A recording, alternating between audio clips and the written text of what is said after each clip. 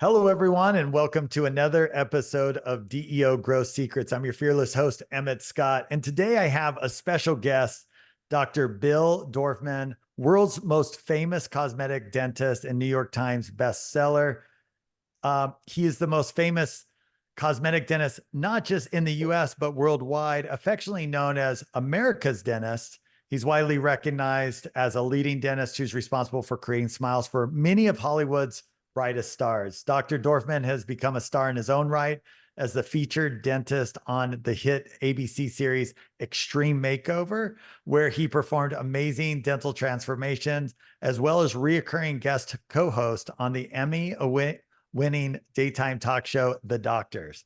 In addition, he is a world-renowned lecturer and author of the best-selling cosmetic dentistry book, The Smile Guide, and the New York Times bestselling $1 Billion Smile. He is the founder of Zoom, Night White, and Bright Smile, and founder of Century City Aesthetic Dentistry. He's been interviewed extensively for shows such as ABC's Good Morning America, The View, Oprah, CNN's Larry King Live, NBC's The Today Show, The Tonight Show with Jay Leno, Dr. Phil, and many more. And he's been featured in publications such as Men's Health, Elle, Real Simple, Allure, HuffPost, Bustle, Los Angeles Magazine. You get the picture. So, Dr. Bill Dorfman, welcome to the show. Awesome to have you on here. Thank you, Emmett. I mean, you have done so much in your career. When you started as a dentist, did you ever imagine like, yeah, I'll probably be on Oprah, or something of that nature? I did not have that on my radar at all. I will tell you something funny, though, and I don't even know what radiated from me, and I always kind of scratched my head. But, when you graduate like elementary school, junior high school, and then college, they always give you these silly awards. And I always got most likely to succeed. And I always wondered, like, why did people say that? I mean, it wasn't like, I don't know. I honestly didn't know. I mean, They saw something in you, though, yeah? I don't know what it was, but it was actually kind of funny. And people always would say, like, well, were your parents like my parents had no clue. Like, I remember when I got accepted to UCLA, the letter came, I opened it up at dinner. I'm like, oh my gosh, I got into UCLA. They're like, oh, that's good, sweetheart. Did you apply to other schools? Like, they didn't even know. Like, I feel like when my kids got into college, I also got in, right? Right. Yeah. When I graduated UCLA, that was probably the most prestigious one, because a month before graduation, I got a call from the dean's office saying, congratulations, you won outstanding senior in a class of 10,000 students. And I was so excited. I called my parents. I'm like, Mom, Dad, both get on the phone. And I said, you guys won't believe this, or what? I said, well, I just got a call from the dean's office and I won outstanding senior. My mother says, what's not to believe? I said, no, Mom, 10,000 people are graduating. She said, darling, you really think there's someone better? I'm like, no, Mom, you don't understand. My parents had they were completely clueless. It was the funniest thing. But also super loving and supportive, right? They just, I mean, they never really got it. But I think a lot of it just came from actually the two things that I really teach at LEAP. And we'll talk about LEAP in a little bit. But, it's a motivational leadership program that we teach. It's a nonprofit for young entrepreneurs. And I always feel like if there's just two concepts I want to get through these kids' heads, I did my job. And the first one is, don't wait for things to happen in life. You know, I mean, if you're waiting for the universe, you know, you can wait forever. I mean, the universe is, I don't know, go to the Middle East. The universe is pretty busy right now, you Got a lot know? going on. Yeah. So if you wait for opportunities, the most exciting opportunities I ever had in my life were opportunities I made. So don't wait for opportunities, make them. And the second one is this: when you get a great opportunity, don't take it, master it. Hmm. And there's a big difference. You know, when ABC gave me the opportunity to be on Extreme Makeover, it literally changed cosmetic dentistry worldwide, right? And if you look at the first 2 or 3 episodes, I'm not going to lie, I stunk.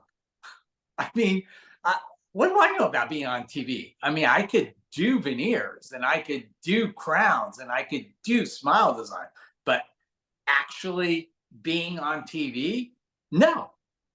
But at least I was smart enough to know how bad I was. I did something about it. I took acting classes, hosting classes, teleprompting classes. I wanted to be the best version of me that I could be so they wouldn't fire me initially. But coincidentally, that turned into something so incredibly lucrative. I had no idea. I mean, we built Discus Dental. You know, I told you, or you read in my bio, that I had invented Zoom tooth whitening. Well, that business was doing very well. I mean, we had been in business for a long time, and we were up around 76 million a year in sales. My first year on Extreme Makeover, we broke 100 million. We did 101 million. My second year, we did 136 million.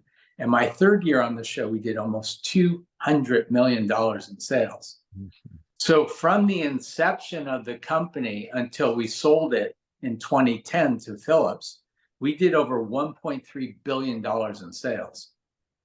Did I have that on my radar? Heck, yeah. No. I mean, but I'll tell you other things along the way. You know, as this business started growing, I realized I don't understand business. I understand dentistry and I understood whitening, but business, no.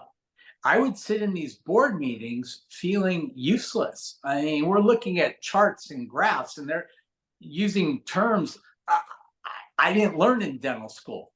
So what did I do? I went back to school.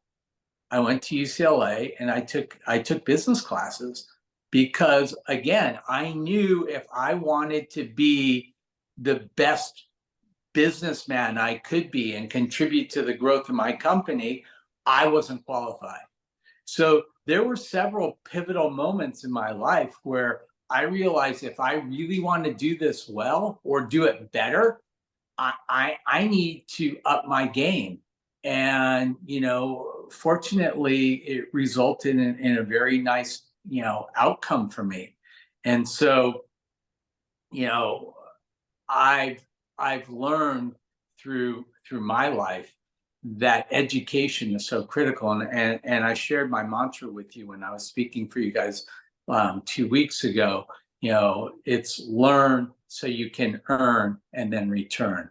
Look, I came from nothing, Emmett. I mean, we were below like poverty level growing up, but I was showered in love and affection and support.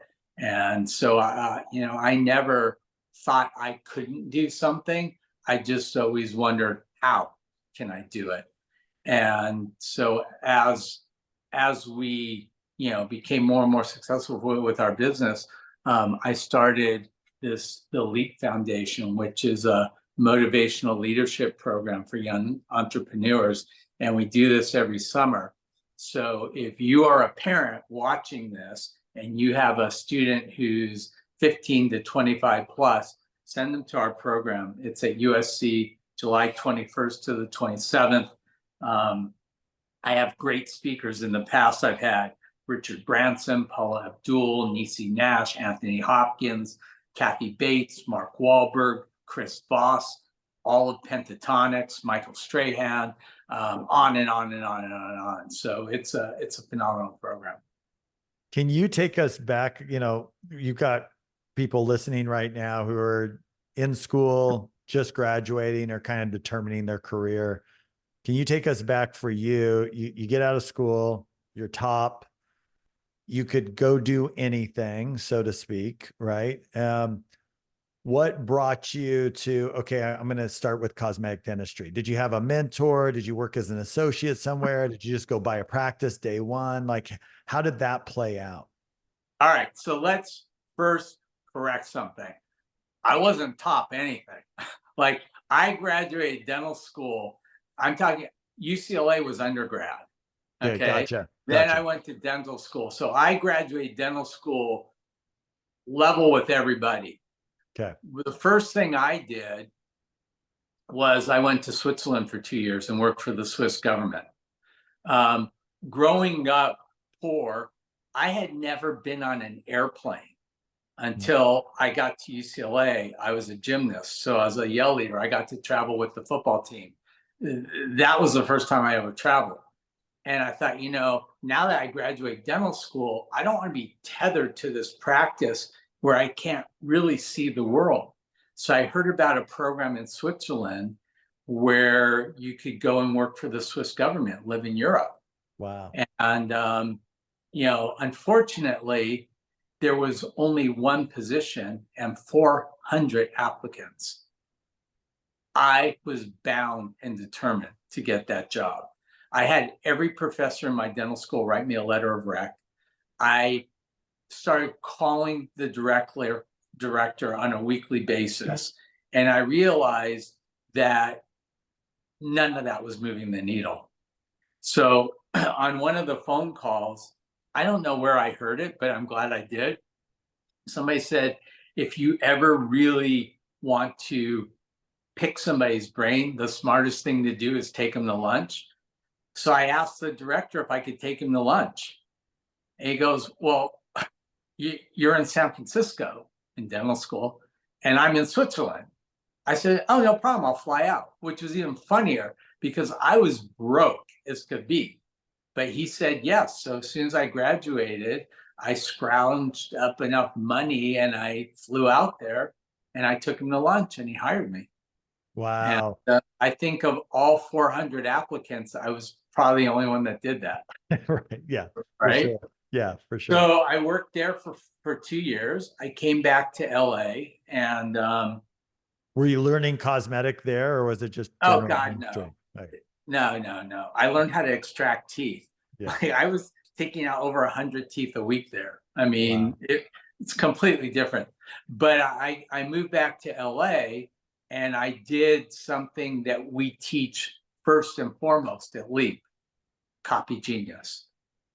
So I researched and found the 5 most successful cosmetic dentists in LA.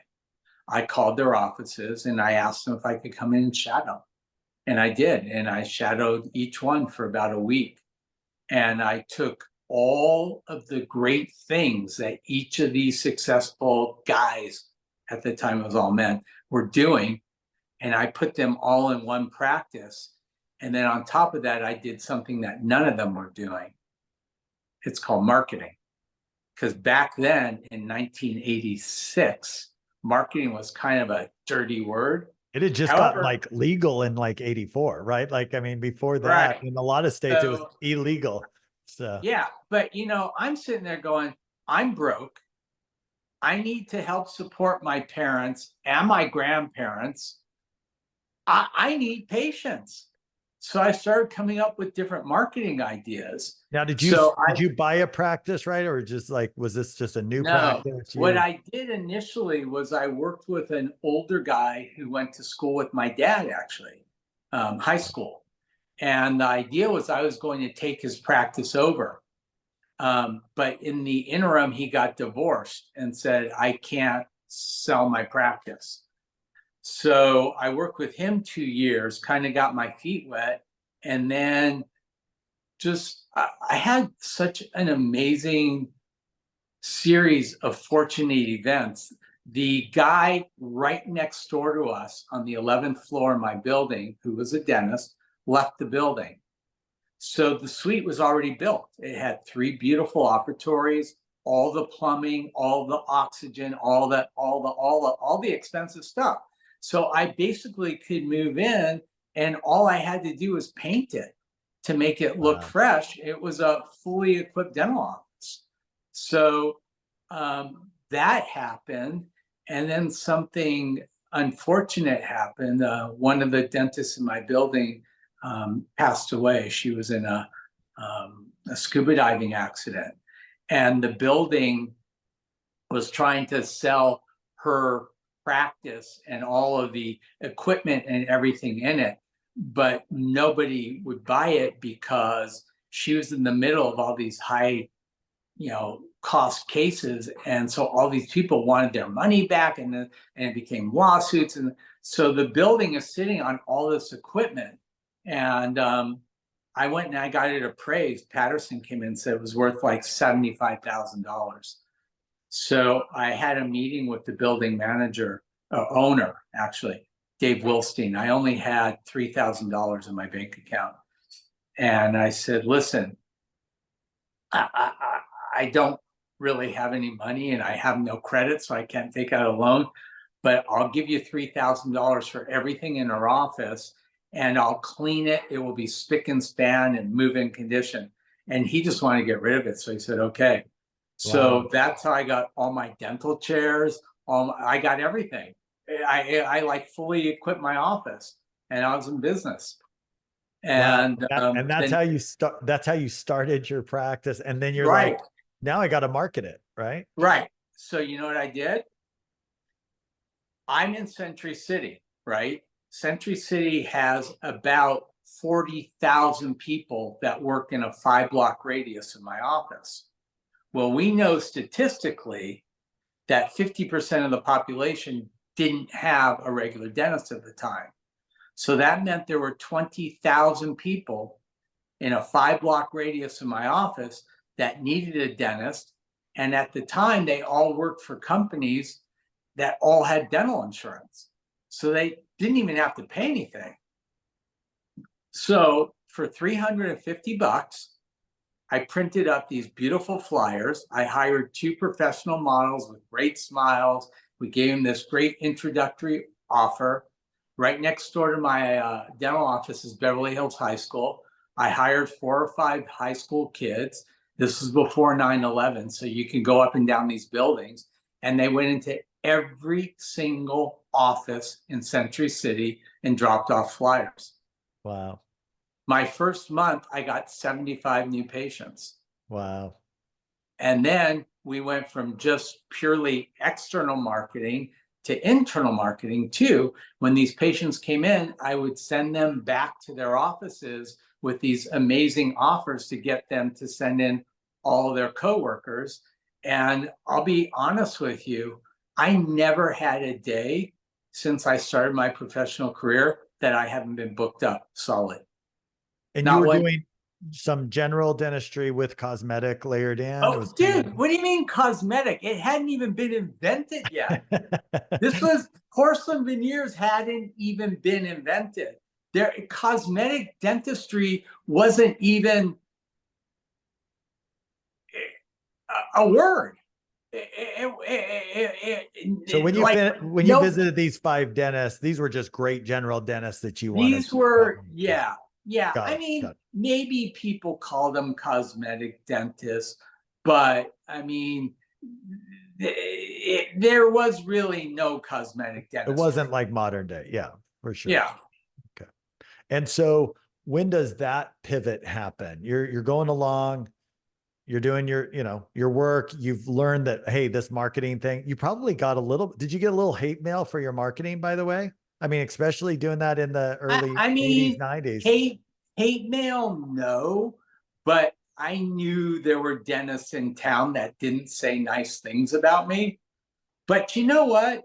I mean, I've always had an open door policy in my office. I don't care if you're the guy working right next door to me. I don't look at you as competition because there's enough people out there that need dentists. If you want to come in and shadow me, I let people in my building come shadow me. I have over 100 dentists a year. I mean, look on my Instagram, you could see, like, I'm always having people come and shadow me. You know, I feel there's enough to go around for everybody. So, you know, I Abundance think mindset. over time, people kind of got more comfortable with the idea. And the other thing was, and this was huge, I hired a publicist right off the bat. And that happened accidentally. You know, I opened my practice. A girl that I went to high school with came in, needed a lot of dental work, and said, "Hey, can we barter?" I didn't even know what barter meant. I'm like, what is that? And she explained it to me. I go, well, oh, well, what do you do? She says, I'm a publicist.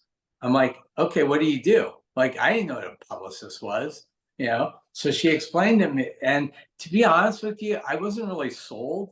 But on the other hand, I felt really bad for her because she really needed the work. So I thought, okay, well, I'll just do a good deed for somebody, right?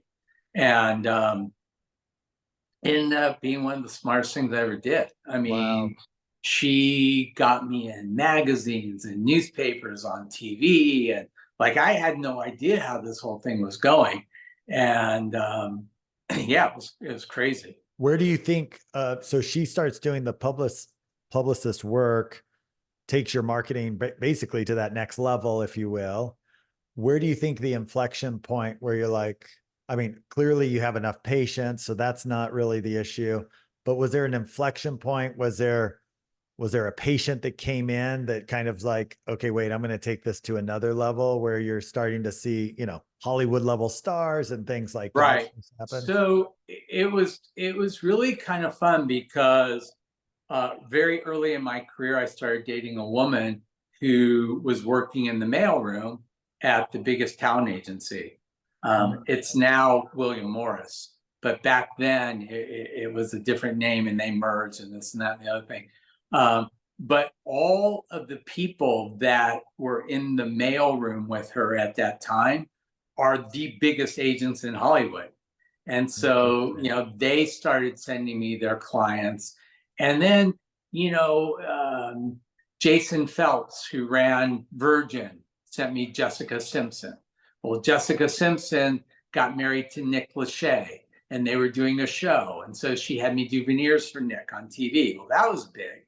And then Jessica Simpson's best friends with Fergie and sent Fergie in, and, you know, best friends with Katy Perry and sent Katie Hudson in before she became Katy Perry. And then it just kind of grew and grew and grew. And yeah, I mean, it's crazy. I mean, I walk in and I look at my schedule some days, and it's like who's who of Hollywood.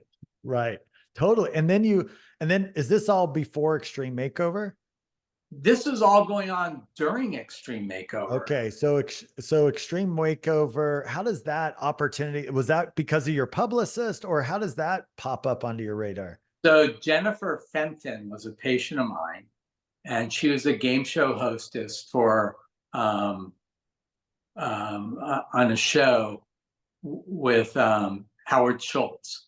Howard Schultz, not Starbucks Howard Schultz. Howard Schultz, the producer, created a whole bunch of TV shows, and Howard Schultz created Extreme Makeover.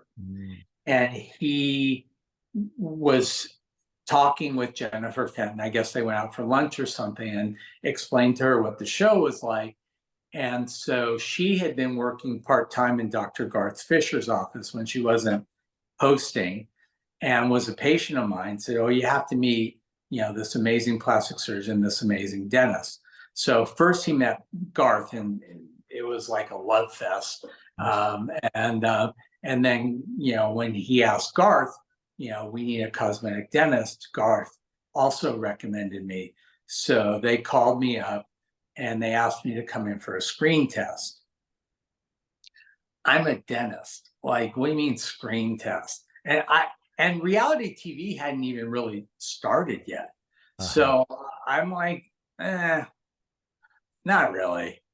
And I said, but I do have a sizzle reel, because my wife at the time I've gone through a few of them, was an actress. And so, she had recommended make a sizzle reel, right? So I had a sizzle reel. So it was on an old video cassette thing. So we sent it over to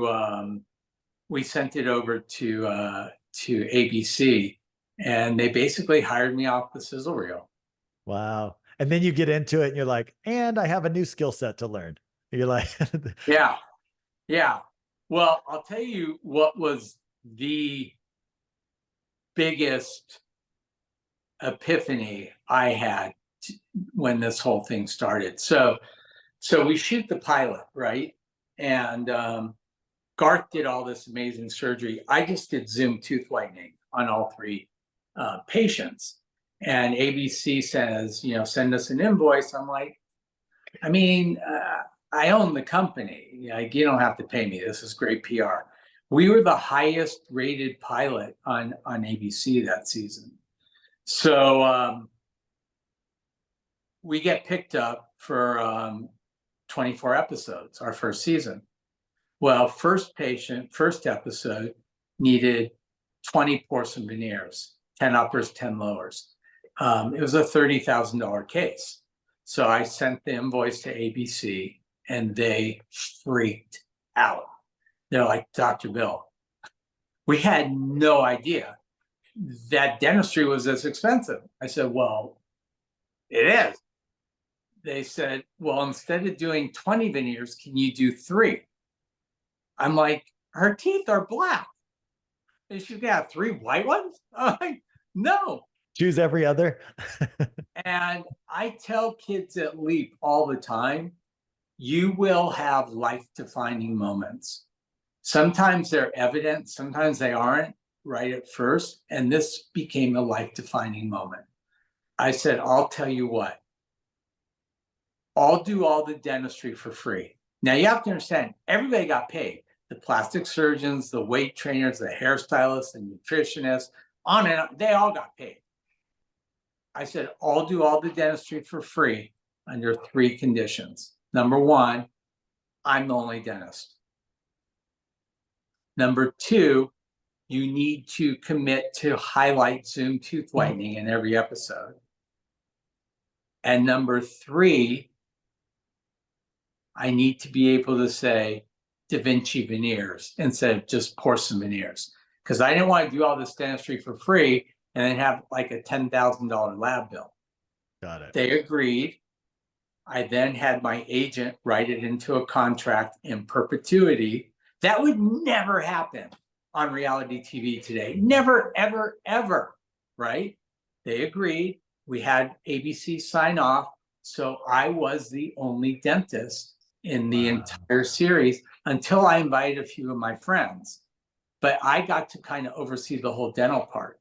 And as a result, our company exploded. Yeah, your creativity and willingness to pivot, being confident in some areas and knowing when to push forward, and then knowing when to be humble in others. I think that's that's definitely a gift, right? So here you are, like willing to be generous on one side, but then also being wise on the other is awesome. I'll tell you something. I've grown up and I surround myself with a lot of people. And to be totally honest with you, most of the people that I know and that I hang out with, I say they were born on third base. You know what I mean? Mm-hmm. Like all they had to do was run the home plate. I was born, at home plate. I had to make the whole thing. And nobody held my hand. Nobody was like, hey, I had to go out and search for it and make it happen. And that's why I'm so passionate about Leap is, in a world today where so many kids are just incredibly lost, we give them not only direction, but support.